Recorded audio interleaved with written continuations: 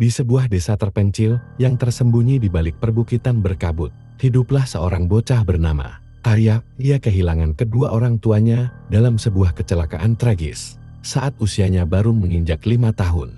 Sejak itu, Arya diasuh oleh pamannya yang dikenal kasar dan tidak peduli. Setiap hari Arya diperlakukan seperti beban. Ia hanya diberi makan sisa dan dipaksa bekerja di ladang tanpa belas kasihan. Hingga suatu malam yang dingin, saat hujan mengguyur tanah dengan derasnya, pamannya menyeret Arya ke dalam hutan yang lebat. Tanpa penjelasan, tanpa tangisan, pamannya meninggalkannya di sana. Arya duduk menggigil di bawah pohon beringin tua. Hujan membasahi tubuh kecilnya yang kurus. Malam kian larut, dan suara-suara binatang hutan mulai terdengar menakutkan.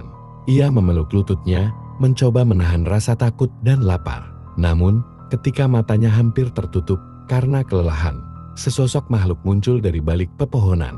Makhluk itu tinggi, berbulu putih seperti salju, dan bermata biru terang yang memantulkan cahaya bulan. Wujudnya menyerupai serigala raksasa, namun gerak-geriknya tenang dan anggun. Arya tidak merasa takut.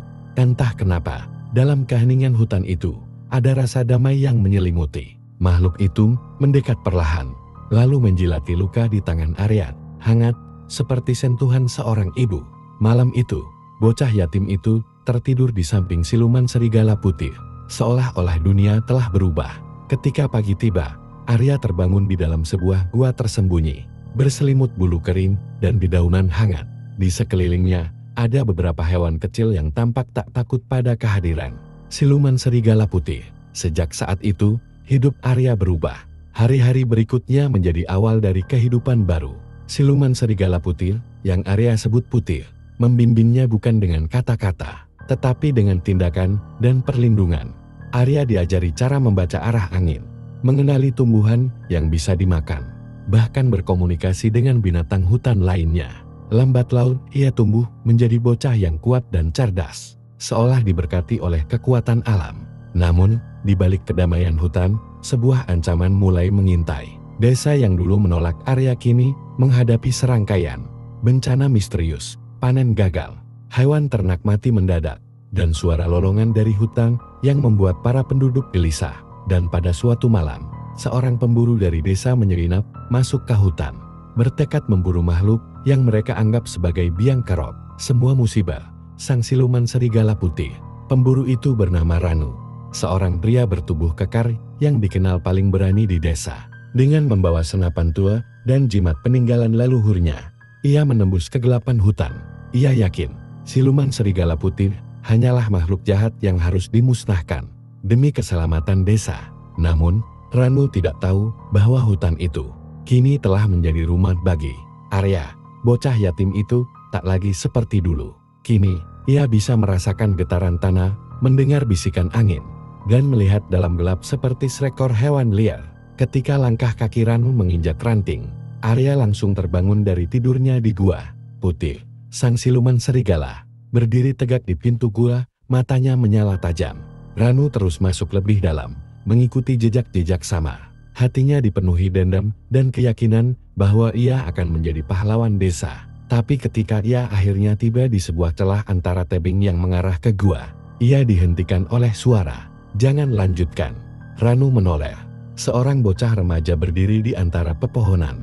Wajahnya kotor, rambutnya panjang dan kusut, namun matanya tajam penuh keberanian. "Kau, Arya?" gumam Ranu, nyaris tak percaya. Arya tidak menjawab. Ia melangkah maju, berdiri di antara Ranu dan gua. Di balik bayangan putih mengintai, siap melindungi. "Kau tak tahu apa yang kau kejar," kata Arya. "Putih bukan musuh. Dia menyelamatkanku. Dialah yang menjaga hutan ini tetap hidup." Ranu mengangkat senapan, ragu-ragu. Dia membawa kutukan.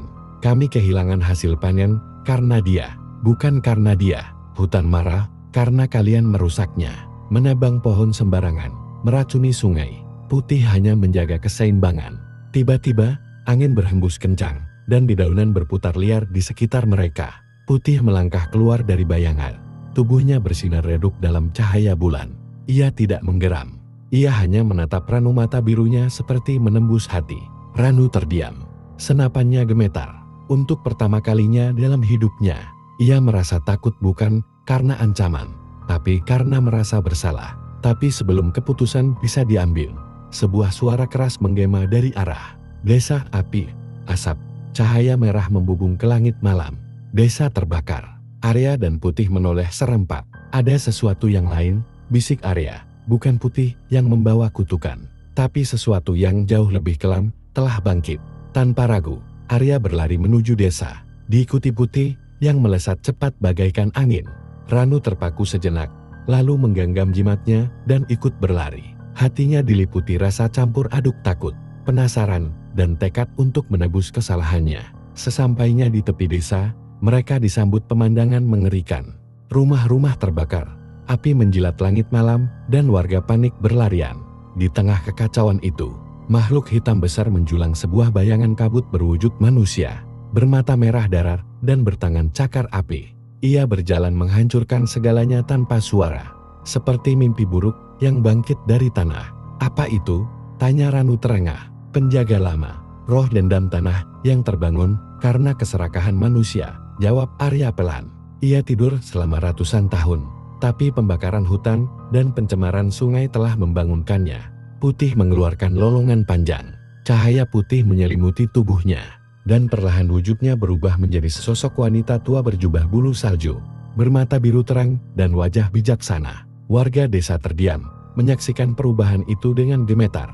Namaku Nyai Putih, katanya dengan suara dalam yang menggema.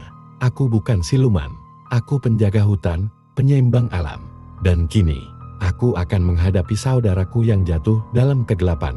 Pertempuran antara Nyai Putih dan roh kegelapan pun pecah. Petir menyambar, angin berputar, tanah berguncang. Arya dan Ranu melindungi warga dan menuntun mereka keluar dari desa. Meski tubuh kecil, Arya berdiri paling depan, menunjukkan jalan dan keberanian seperti pemimpin sejati. Akhirnya, dengan kekuatan alam yang menyatu dalam wujud cahaya putih terang, Nyai Putih berhasil menyegel roh kegelapan kembali ke dalam tanah. Tapi untuk itu, ia harus mengorbankan dirinya. Tubuhnya berubah menjadi serpihan cahaya dan menyatu dengan akar-akar pohon di pinggiran hutan. Sebelum lenyap, ia menatap Arya. Jadilah penjaga berikutnya. Bukan hanya hutan, tapi juga hati manusia. Dan Nyai Putih pun menghilang. Bertahun-tahun kemudian, desa itu berubah. Mereka tak lagi merusak alam, melainkan hidup berdampingan dengannya. Dan di hutan yang dulu gelap dan penuh cerita mistis, kini tumbuh sebuah taman hijau luas dengan mata air bening di tengahnya. Di sana berdiri seorang pemuda berambut hitam, bermata tajam, dikelilingi anak-anak kecil yang mendengarkan ceritanya. Itulah Arya, bocah yatim yang dibuang, diselamatkan oleh siluman serigala putih, dan kini menjadi legenda yang menjaga kehidupan.